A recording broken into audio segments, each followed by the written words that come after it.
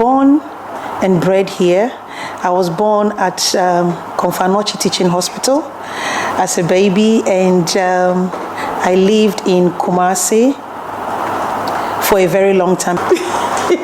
Zainab's father was forced into self-exile following the 1981 coup d'etat, which brought the now former Provisional National Defense Council, led by Jerry Rawlings, to power. Apparently, we're living with our grandmother at Sawaba,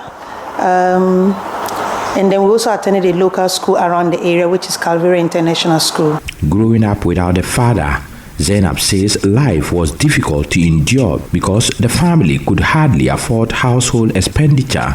Something dramatic, however, occurred in 2003 after her father had passed on. Zainab decided to travel abroad. But how, considering the circumstances at the time? You know, at the institution, you intend meeting a lot of people. It's versatile, different cultures of people that come around. You know, you get exposed to what is outside. Tell you how it's been like, and how you can further education, how you can better your personal self when you travel. So I decided to, apply to continue my education there. But when I applied, my intention was to stay there for good, because looking back to where I'm coming from, I didn't intend coming back to Ghana at all. Me becoming what I am today is by the grace of God and the support my uncles and my elder sibling gave it to me too. Life in the United Kingdom was not easy for Zainab, but she managed to obtain a Bachelor of Art in Health Service Management and Education, as well as Masters of Art in Leadership in Education at the University of East London. Actually, life in London wasn't easy. It was very tough. I went there as a single girl, and then I met my husband, and then we got married. And I had to still be in school at the same time, having a husband and, being pregnant, going to classes at the same time. It was very, very tough. Sometimes it snows and I sleep, and it's kind of like, oh my God, I want to come back home. It's not easy back there. It's tough. I had to work, school, take care of the children, and at the same time take care of my husband as well. It wasn't easy. I worked as a cashier on the tills. I did cleaning just to make ends meet, to be able to pay our bills and to support the home as well, and to send some money back home. Despite opportunities available to her outside, she was convinced her identity was tied to her motherland. In 2014, Zainab was back in Ghana with a smooth transition, unlike many returnees. Zainab joined Maria Montessori School as headmistress for 4 years before establishing her own school in 2018. Before I could come, I researched to find schools that are in Kumasi, Ashanti region. So I applied from UK, a school called Maria Montessori in Kumasi at Star Junction, closer to Santasi roundabout. I applied through some CV, and I was called. I had to put my UK number.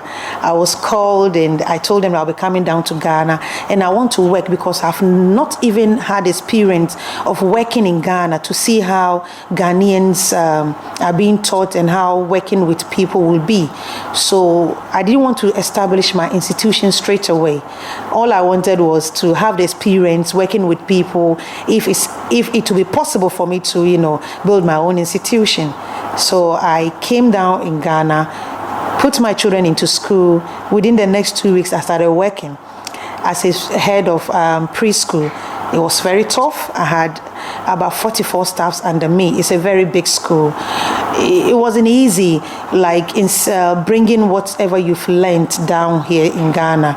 It was very rigid. The teachers felt that it wasn't what they wanted. They wanted freedom, and I wanted them to do the right thing. But behold and behold, we all achieved it. They understood me.